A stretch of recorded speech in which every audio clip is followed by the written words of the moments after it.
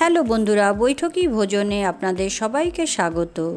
জ্যান্ত কাতলা মাছের রেসিপি আপনাদের সাথে আজকে শেয়ার করব। আমরা তো সবসময় বাড়িতে মাছের ঝাল বা রিচ করে খাই। আজকে আমি এখানে কিভাবে পাতলা মাছের ঝোল করে খাওয়া যায় সেই রেসিপিটা আপনাদের সাথে শেয়ার করছি। আশা করি আপনাদের রেসিপিটা ভালো লাগবে। তাহলে চলুন দেখে নিই কীভাবে করেছি।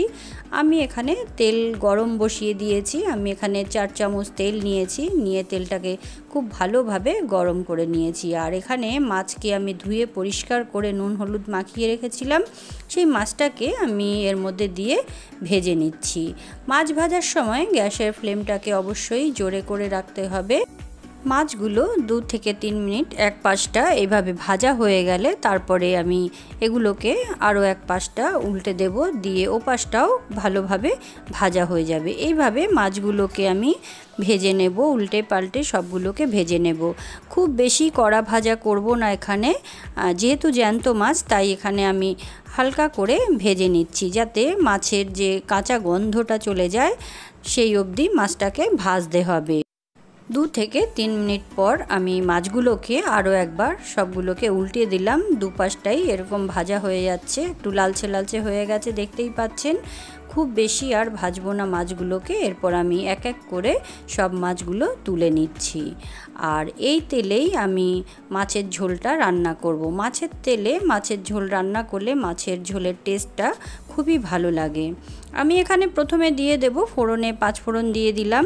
দেওয়ার পর একটু হালকা নাড়াচাড়া করে তারপর এর মধ্যে আমি দিয়ে দেব কুচিয়ে রাখা একটা পেঁয়াজের হাফ অংশটা নিয়ে আমি এর মধ্যে দিয়েছি। খুব বেশি এখানে আমি পেঁয়াজটা ব্যবহার করছি না। আর পেঁয়াজটা হালকা ভাজা হয়ে এলেই আমি এর মধ্যে একটু লম্বা সাইজের এইভাবে আলুগুলো কেটে রেখেছি, সেই আলুগুলো এর মধ্যে দিয়েছি। মাছের ঝোলে একটু আলু দিয়ে মাছের ঝোলটা করলে খেতে বেশ ভালো লাগে। পেঁয়াজ আর আলুটা ভাজার সময় গ্যাসের ফ্লেমটাকে অবশ্যই মিডিয়াম করে ভাজতে হবে, যাতে বেশি পুড়ে না যায়। আর আলুটা এইভাবে ভাজতে ভাজতে অনেকটাই বয়েল হয়ে যাবে। দেখুন হালকা রঙটা চেঞ্জ হয়ে গেছে। আর এই সময় আমি এখানে 3খানা লঙ্কাকে ফালি করে এর মধ্যে মিশিয়ে দিয়েছি। ঝালটা নিজের পছন্দ অনুযায়ী ব্যবহার করবেন। আর এখানে আমি আদা বাটা দিয়ে দিয়েছি হাফ চামচ মতন, আর দিয়ে এগুলোকে আরও একবার সব মশলাগুলো মিশিয়ে নিলাম। তারপর এখানে দিয়ে দিচ্ছি আমি নুন, 1 চামচ নুন দিয়ে নিয়েছি, আর হাফ চামচ মতন হলুদ গুঁড়ো দিয়েছি। মশলাটা যাতে পুড়ে না যায় তার জন্য আমি এখানে সামান্য জলটা মিশিয়ে দিলাম। দিয়ে মশলাগুলো দিলে মশলাগুলো তাহলে পুড়ে যাবে না। তার এখানে আমি দিয়ে দিলাম হচ্ছে লঙ্কার গুঁড়ো আর ধনে গুঁড়ো আর জিরে গুঁড়ো হাফ চামচ করে সব দিয়ে দিয়েছি, আর সামান্য একটু জল দিয়ে দিয়েছি যাতে মশলাটা পুড়ে না যায়। এরপর সব মশলাগুলোকে খুব ভালো করে কষিয়ে নেব। কিছুক্ষণ এইভাবে মশলাগুলোকে ভাজা ভাজা হয়ে এলে তারপর আমি এর মধ্যে জল গরম করে রেখে দিয়েছিলাম, সেই জলটা আমি এর মধ্যে মিশিয়ে দেব। গরম জলটা দিলে আলুটা খুব তাড়াতাড়ি সেদ্ধ হয়ে যাবে। জলটা দেওয়ার পর কিছুক্ষণ এইভাবে ফুটে এলে তারপর আমি এখানে একটা গোটা টমেটোকে ফালি করে নিয়েছি, আর টমেটোর যে দানাগুলো সেগুলোকে ফেলে দিয়েছি, কারণ দানাগুলো দিলে টমেটোটা অনেকটাই টক হয়ে যায়, ঝোলটাও টক হয়ে যাবে, যার জন্য আমি এখানে টমেটোর দানাগুলোকে ফেলে দিয়েছি। আর তারপরে ঝোলটা যখন এইভাবে ফুটে আসবে তারপর আমি এর মধ্যে ভাজা মাছগুলো এক এক করে সব দিয়ে দিয়েছি। দেখুন এইভাবে দিয়ে সবগুলোকে ভালো করে মিশিয়ে দিলাম। দিয়ে আমি কিছুক্ষণের জন্য ঢাকা দিয়ে রেখে দেব।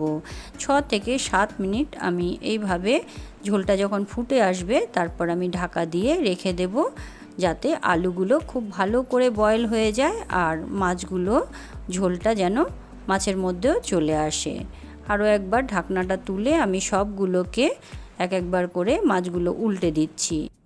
মাছের ঝোলটা অনেকটাই শুকিয়ে এসছে, আর আলুটা দেখে নিচ্ছি বয়েল হয়েছে কিনা। খুব ভালোই সেদ্ধ হয়ে গেছে। আর সবগুলো এভাবে আমি একবার মিশিয়ে নিলাম, নিয়ে কুচিয়ে রাখা ধনেপাতা আমি ওপর দিয়ে দিয়েছি। রান্নাটা এখানে প্রায় শেষ হয়ে এসছে। আমি গ্যাসের ফ্লেমটাকে অফ করে দিলাম, দিয়ে ঢাকা দিয়ে কিছুক্ষণের জন্য রেখে দেব। এরপর আমি সার্ভ করে দিচ্ছি। দেখুন রান্নাটা কেমন হয়েছে। আশা করি আপনাদের ভালোই লাগবে। ভালো যদি লেগে থাকে কমেন্ট করে অবশ্যই জানাবেন। ভালো লাগলে একটা লাইক, শেয়ার আর সাবস্ক্রাইব করতে ভুলবেন না। আর পাশে থাকা বেল আইকনটা অবশ্যই প্রেস করে রাখবেন যাতে নতুন নতুন ভিডিও সবার প্রথমে আপনার কাছে পৌঁছে যায়। ধন্যবাদ।